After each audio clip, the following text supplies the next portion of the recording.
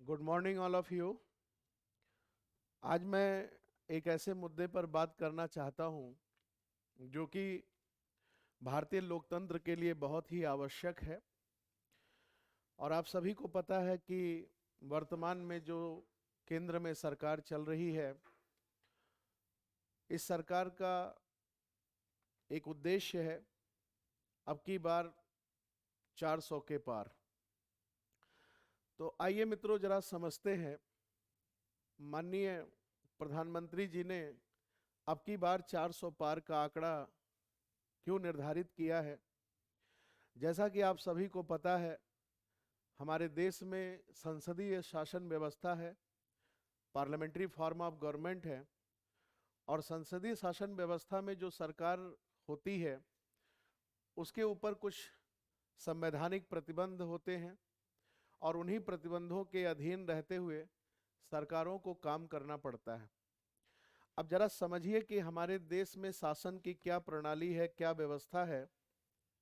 एक संस्था है जिसे आप संसद के नाम से जानते हैं या उसे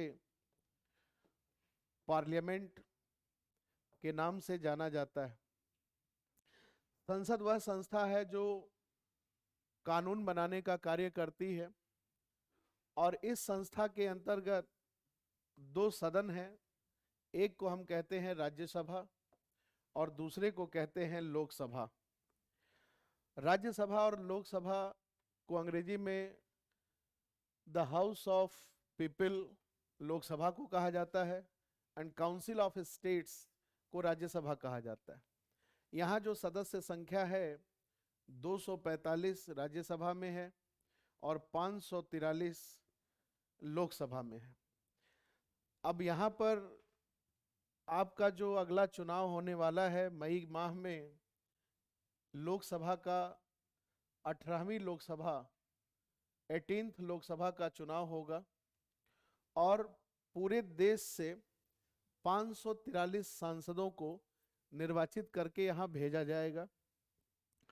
अब 543 543 मेंबर्स में से जिस भी दल या दलों के गठबंधन को 272 272 प्लस सांसद या एमपीज जिनके पास होंगे वही सरकार बनाते हैं और उस सरकार के अंदर प्रधानमंत्री और मंत्रिपरिषद की व्यवस्था की जाती है। यानी 543 सांसदों में से इस 543 का 1/, जो 2 है, 1/2 है, इसी का ये नंबर है 272। और इस नंबर में सरकार बहुमत में आ जाती है जिसे हम मेजॉरिटी गवर्नमेंट के नाम से जानते हैं।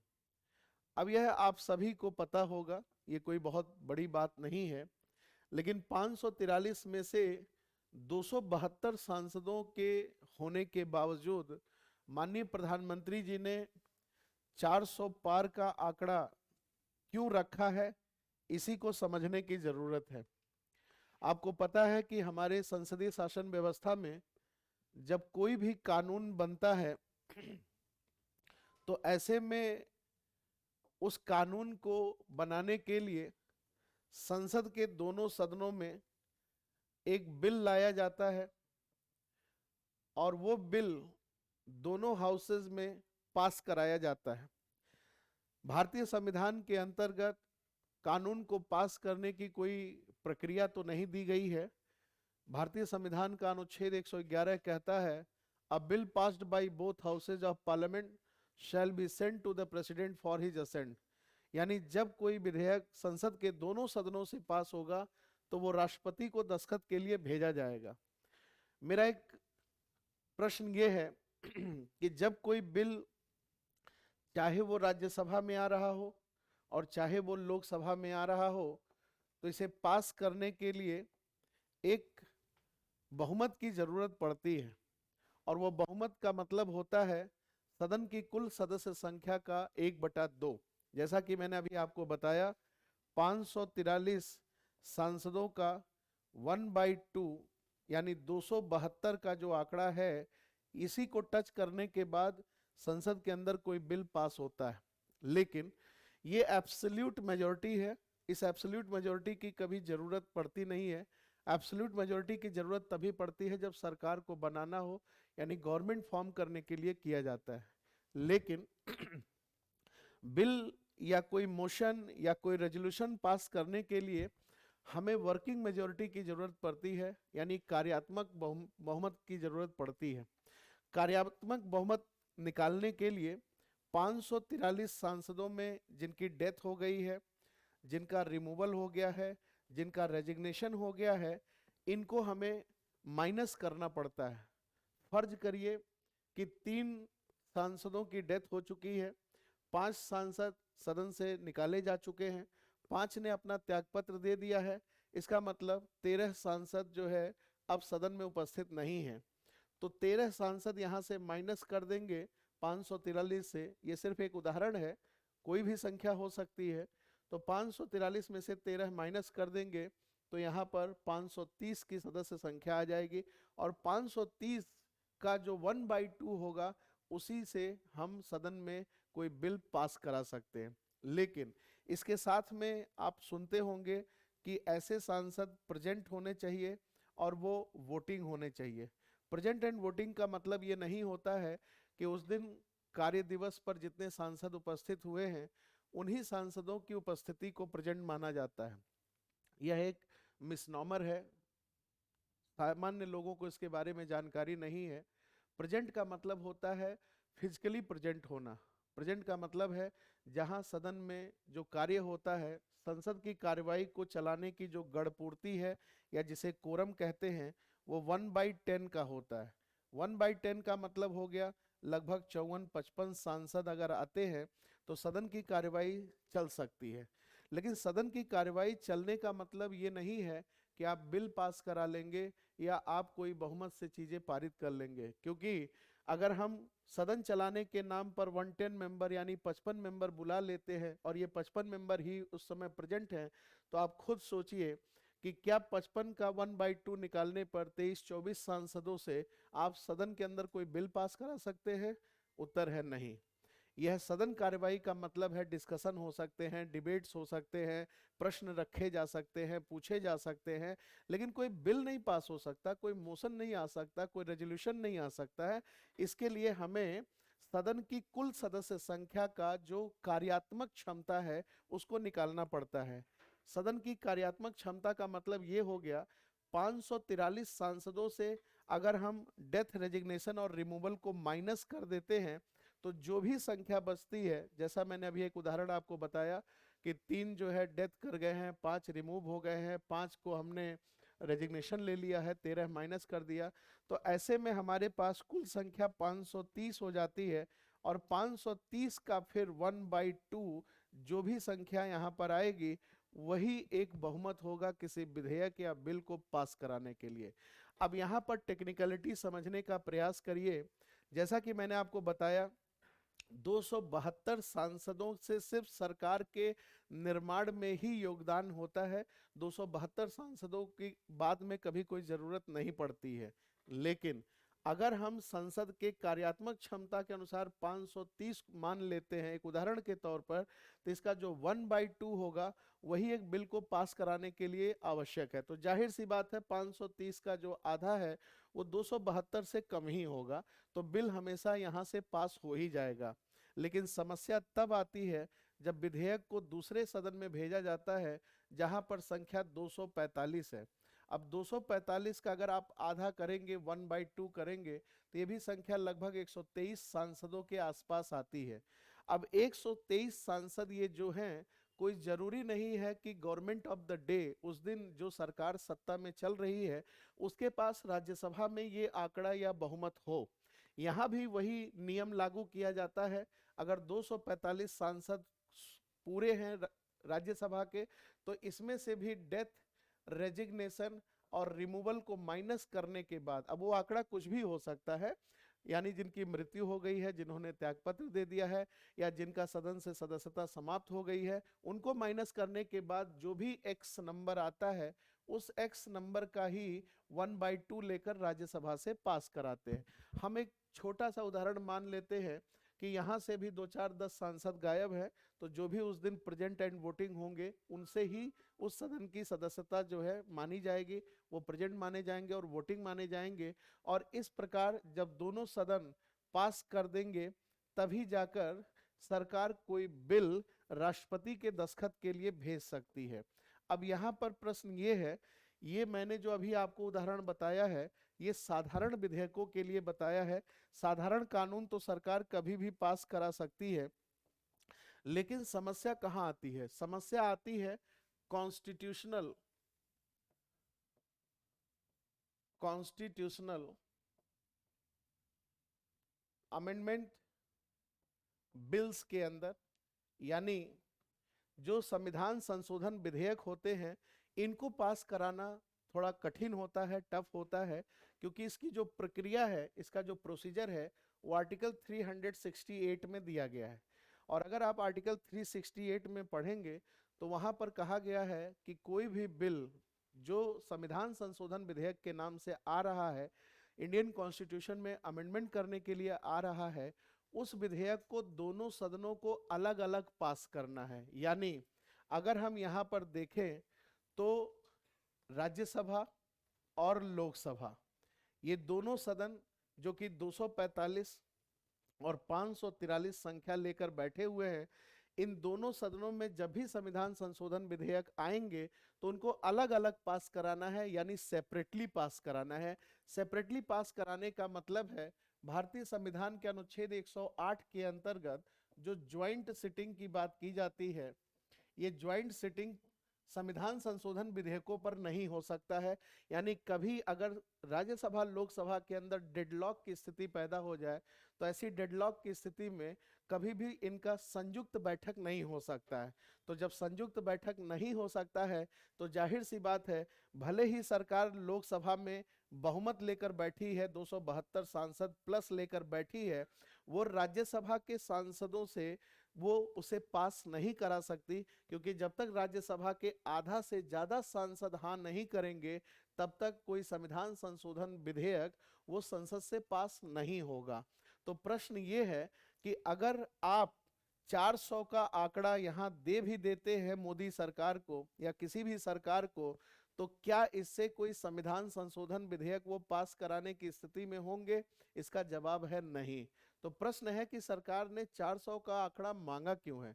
400 का आंकड़ा मांगने का कारण ये है कि जब सरकार के पास निचले सदन में बहुमत ज्यादा होगा तो जाहिर सी बात है सरकार लोकसभा में काफी प्रभावशाली ढंग से अपने मुद्दों को रख पाएगी। लेकिन फिर भी राज्यसभा तो एक अड़ंगा बन के रखेगी ही, लेकिन राज्यसभा का जो अड़ंगा है वो सिर्फ कॉन्स्टिट्यूशनल अमेंडमेंट्स बिल पर ही आ सकता है, यानी कैब पर ही आ सकता है। बाकी जो साधारण विधेयक होते हैं उन पर नहीं हो सकता है। यानी कॉन्स्टिट्यूशनल जो अमेंडमेंट्स बिल है, कॉन्स्टिट्यूशनल अमेंडमेंट्स बिल है, यहाँ बिना राज्यसभा की मर्जी के संविधान संशोधन नहीं हो सकता है। तो ये तो एक समस्या हमेशा बनी रहेगी, चाहे आप 543 के 543 सांसद लोकसभा में आप सरकार को दे दें या किसी एक दलों के गठबंधन को दे दें, उससे कोई फर्क नहीं पड़ता।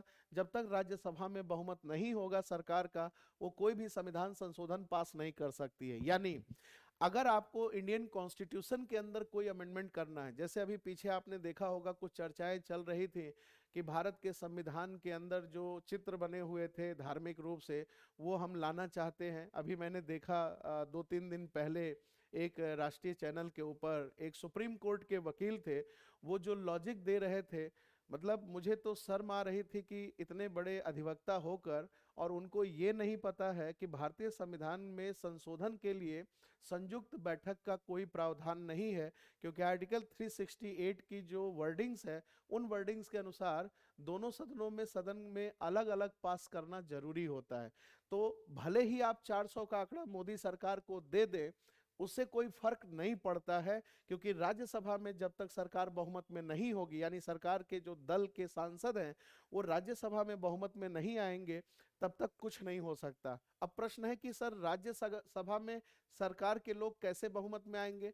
तो आपको पता है कि भारत के जो 28 राज्य हैं, इन 28 राज्यों के 4000 से ज्यादा जो एमएलएज हैं, इन्हीं एमएलएज के द्वारा अलग अलग राज्यों को राज्यसभा में प्रतिनिधित्व दिया गया है। भारतीय संविधान की जो चौथी अनुसूची है, फोर्थ शेड्यूल है, वहां पर जाकर आप देखोगे तो प्रत्येक राज्य को राज्यसभा की सीटें एलोकेट की गई हैं। तो जाहिर सी बात है, जिन जिन राज्यों में भारतीय जनता पार्टी की या जो अभी रूलिंग पार्टी है उसकी सरकार होगी, तो हर 2 वर्ष पर जब राज्यसभा का चुनाव होगा तो ज्यादा से ज्यादा सांसद राज्यों से उसी दल के आएंगे जहां पर सरकार का यहाँ बहुमत हो जाएगा। इसी नाते आप देखिए, वर्तमान में सरकार जो है, चाहे वो महाराष्ट्र का मामला हो, चाहे वो अभी उत्तराखंड का मामला हो, चाहे हिमाचल का मामला हो, अलग अलग जगहों पर सरकार ये कोशिश कर रही है कि मेरी ज्यादा से ज्यादा राज्यों में सरकार बन जाए, क्योंकि ज्यादा से ज्यादा राज्यों में सरकार बनने की स्थिति में राज्यसभा में बहुमत हो जाएगा। और अगर राज्यसभा में सरकार का बहुमत हो जाता है तो आप तय मानिए संविधान के किसी भी प्रावधान में वो संशोधन करने की स्थिति में आ जाएंगे।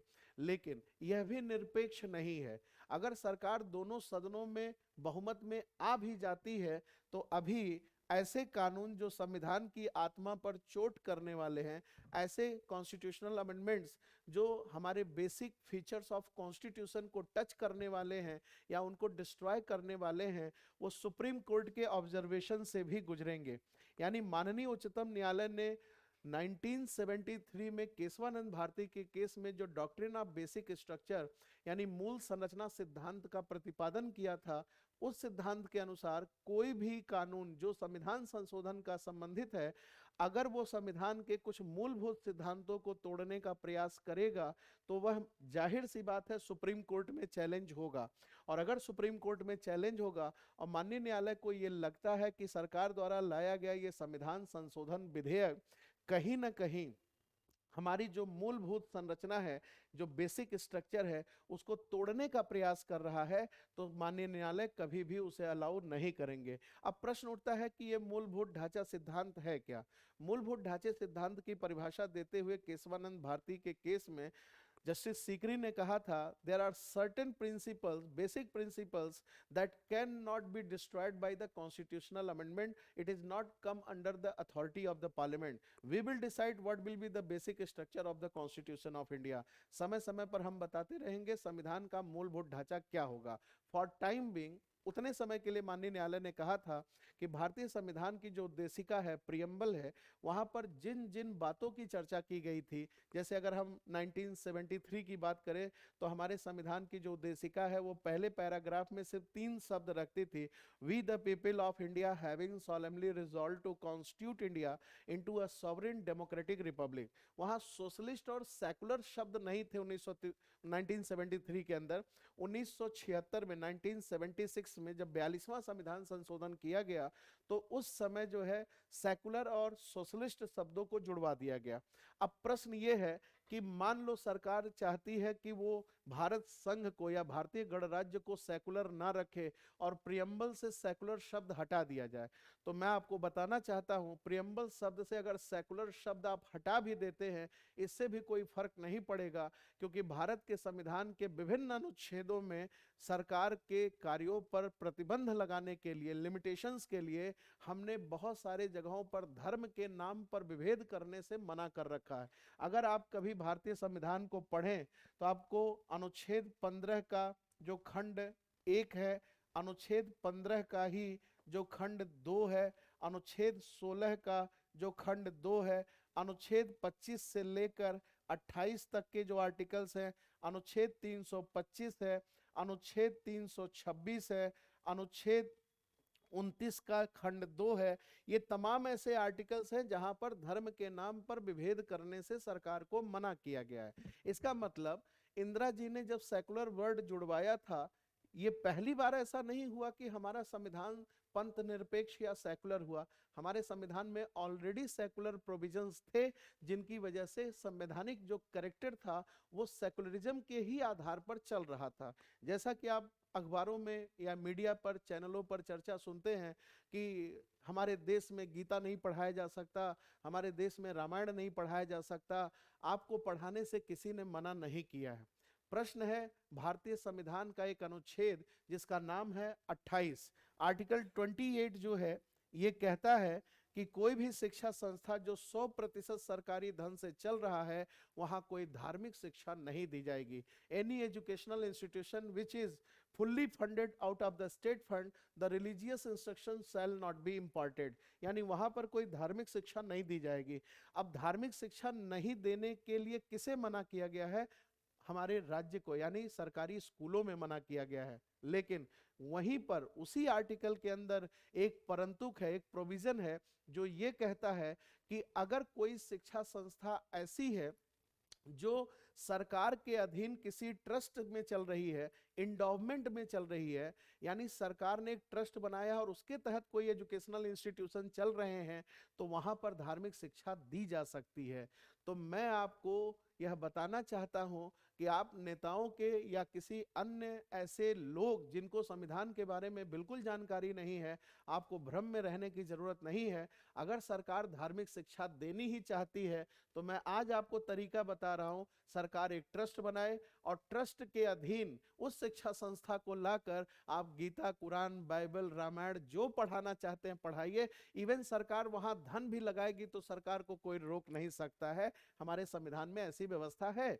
तो प्रश्न है कि फिर ये बातें आम जनता के बीच में निकलकर क्यों नहीं आती? क्योंकि अगर ये बातें आम जनता के बीच में निकल कर आती हैं तो जाहिर सी बात है जो divide and rule policy politicians का होता है, राजनीतिज्ञों का होता है, वो नहीं कर पाएंगे और वो जनता को बांट नहीं पाएंगे। आइए मुद्दे को आगे बढ़ाते हैं कि सरकार को 400 का आंकड़ा चाहिए क्यों? सरकार को 400 का आंकड़ा इस नाते चाहिए, हमने अभी आपको पीछे बताया था कि साधारण कानूनों को पास करने के लिए दोनों सदनों में उपस्थित और मतदान करने वाले सदस्यों का 1/2 चाहिए। उपस्थित और मतदान करने का मतलब ये होता है total number of the house. Total number of house मैंने आपको बताया 245, 543। तो यहाँ पर ये टोटल नंबर ऑफ हाउस में मैंने अभी आपको बताया कि डेथ, रेजिग्नेशन और रिमूवल को माइनस करने के बाद जो संख्या आती है वो टोटल नंबर ऑफ हाउस होता है। अब उस टोटल नंबर ऑफ हाउस का 1/2 लाना है, तभी जाकर सरकार कोई साधारण विधेयक पास कर सकती है। लेकिन मुद्दा क्या है? मुद्दा ये है भारतीय संविधान का अनुच्छेद 111 कहता है जब तक दोनों सदन किसी बिल को पास नहीं करेंगे वो राष्ट्रपति के दस्तखत के लिए नहीं भेजा जा सकता है। तो दोनों सदनों में से अगर एक सदन भी किसी बिल के ऊपर अगर अड़ंगा डाल दे, जाहिर सी बात है अड़ंगा कौन डालेगा? राज्यसभा डालेगी। तो इसका भी हमारे पास एक इलाज है, जैसा मैंने बताया कि ज्वाइंट सिटिंग। और ज्वाइंट सिटिंग जो होता है दोनों सदन एक साथ बैठते हैं। अगर मैं आपको समझा पाऊं तो आप इसको ऐसे समझिए, जैसे मान लीजिए ये हमारा संसद है और संसद के अंदर 245 सदस्य राज्यसभा के, 543 जो है ये लोकसभा के। अब ये एक साथ बैठेंगे। एक साथ बैठने का मतलब ये हो गया कि 5 और 3 संख्या हो गई 8, 4 और 4 संख्या हो गई 8, 5 और 2 संख्या हो गई 7, यानी 788 सांसद एक साथ बैठेंगे। यहां भी वो नियम लागू होगा, डेथ, रेजिग्नेशन, रिमूवल माइनस करना पड़ता है। तो हम अभी एग्जैक्टली इसी नंबर को लेकर चलते हैं, 788 सांसद एक साथ बैठेंगे। और जब ज्वाइंट सिटिंग कॉल होती है तो इसमें भी 1/2 यानी 1/2 के आधार पर ही हमें कोई बिल पास कराना होता है। अब जब ज्वाइंट सिटिंग भारत का राष्ट्रपति अनुच्छेद 108 में कॉल कर देगा, अब पूरी की पूरी राज्यसभा अगर वॉकआउट भी कर जाती है, पूरी की पूरी राज्यसभा अगर हट भी जाती है तो उसे कोई फर्क नहीं पड़ता है। लोकसभा चाहे तो उसे खुद से भी पास करा सकती है। तो लोकसभा को खुद से भी पास कराने के लिए कितनी संख्या चाहिए? 788 का अगर आप आधा करेंगे तो कितना आएगा? 788 का आधा करके बताइए। लगभग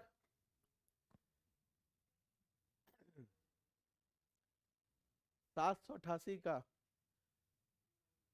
394 कितना चाहिए? लगभग देखोगे तो आपको संख्या चाहिए 394, और मोदी जी ने मांगा कितना है? 400। यानी इट इज हैंस प्रूफ, आने वाले समय में अगर आपने मोदी सरकार को 400 का आंकड़ा दे दिया, और भले ही मोदी सरकार कुछ राज्यों में चुनाव हार जाती है, राज्यसभा में उनका बहुमत नहीं होता है, तो भी वह राष्ट्रपति से ज्वाइंट सिटिंग बुलवाकर ऐसे कानूनों को पास करा लेंगे जहां राज्यसभा के भविष्य में अड़ंगे होने के चांसेस हैं। जैसे यूसीसी का मामला, एनआरसी का मामला, संविधान के अंदर कोई ऐसा नई चीज जोड़ने का मामला। लेकिन फिर भी यही ध्यान रखिए, मैं आपको फिर सतर्क कर रहा हूं, संविधान संशोधन तो पॉसिबल नहीं है, चाहे आप 543 का 543 दे दीजिए, क्योंकि हमारे संविधान के कुछ ऐसे कैरेक्टर्स हैं जिनमें अमेंड करने के लिए आधे से ज्यादा राज्यों की समर्थन की आवश्यकता भी पड़ती है। भारतीय संविधान का अनुच्छेद 368 का जो तीसरा क्लॉज है, वो कई ऐसे ग्राउंड्स बताता है जहां जहां पर आपको दोनों सदनों में विशेष बहुमत के साथ साथ 2/3 मेजॉरिटी के साथ साथ आपको आधे से ज्यादा राज्यों का समर्थन भी लेना पड़ेगा। तो शायद आपको मेरी बात समझ में आ गई होगी। ये 400 का आंकड़ा क्यों माना जा रहा है? ये 400 का आंकड़ा मांगने का एकमात्र कारण है कि सरकार विपक्ष विहीन सत्ता चाहती है, और विपक्ष विहीन सत्ता का मतलब है लोकतंत्र का खात्मा। अगर लोकतंत्र के अंदर आप लोकतंत्र को जिंदा रखना चाहते हैं, तो मेरा आपको एक सुझाव है, सरकार को इतनी असीमित शक्तियां मत दीजिए जहां पर वो कोई भी कानून बनाकर देश की व्यवस्था को चरमराने का कार्य करे।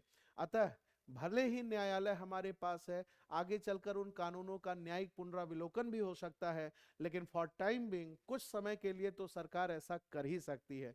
तो 400 आंकड़ा मांगने का एकमात्र कारण है भारत में आने वाले समय में ज्वाइंट सिटिंग, यानी जो संयुक्त बैठक होती है, उसके नंबर ऑफ जो चांसेस हैं वो बढ़ जाएंगे। लेकिन मैं आपको फिर बता दूं, भारत के संविधान निर्माताओं ने ऐसी भविष्य की बहुत सारी परिस्थितियों को सोच कर रखा है।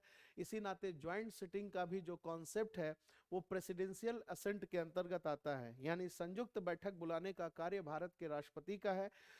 मानते हैं भारत का राष्ट्रपति प्रधानमंत्री और मंत्रिपरिषद के सलाह से ही काम करता है, लेकिन यहाँ पर जो सलाह दी जाएगी, अब उस समय वो राष्ट्रपति कैसा है, जो इस सलाह को मानता है या नहीं मानता है, ये डिपेंड करेगा। तो 400 का आंकड़ा देने का मतलब है भविष्य में किसी ऐसे कानून का स्वागत करने के लिए तैयार रहिए जो इस देश की एक गंगा जमुनी तहजीब है, जो इस देश के संवैधानिक आत्मा को टच करने वाले प्रावधान हैं, भारत की संविधान की व्यवस्था को डिस्ट्रॉय करने वाले जो प्रिंसिपल्स लाने का प्रयास किया जा रहा है, उनसे बचा जा सकता है। अतः आप सभी इस ज्ञान को ध्यान रखें। 272 प्लस बहुत ज्यादा 300 तक का आंकड़ा दे दीजिए, लेकिन उसके ऊपर अगर आप आंकड़ा दे रहे हैं तो आप अपने पैर पर खुद कुल्हाड़ी मारने का प्रयास कर रहे हैं। मेरा किसी दल से विरोध नहीं है, मेरा किसी पार्टी से कोई समर्थन नहीं है, मैं सिर्फ चाहता हूं भारत का संविधान जो है वह अपनी गरिमा और महिमा बनाए रखे। इस नाते 272 प्लस से ज्यादा देने की जरूरत नहीं है। विचार आप करें, देश आपका है, संविधान आपका है, और संविधान की पहली लाइन प्रियम्बल में तो कहती ही है, हम भारत के लोग भारत को एक संपूर्ण प्रभुत्व संपन्न समाजवादी पंथ निरपेक्ष लोकतांत्रिक गणराज्य बनाने के लिए। तो समाजवादी और पंथ निरपेक्षता को अगर आप बरकरार रखना चाहते हैं तो आपको इससे ज्यादा आंकड़ा देने की जरूरत नहीं है। 400 के आंकड़े पार मांगने का सिर्फ और सिर्फ एक मतलब है, आने वाले समय में संयुक्त बैठक करके वो सारे कानून जो एक दल चाहता है कि देश में लागू हो जाए, वो तभी इस स्थिति को पार कर सकता है जब ये आंकड़ा आप उसके हाथों में सौंप देंगे। तो आज के लिए बस इतना ही। बहुत बहुत धन्यवाद।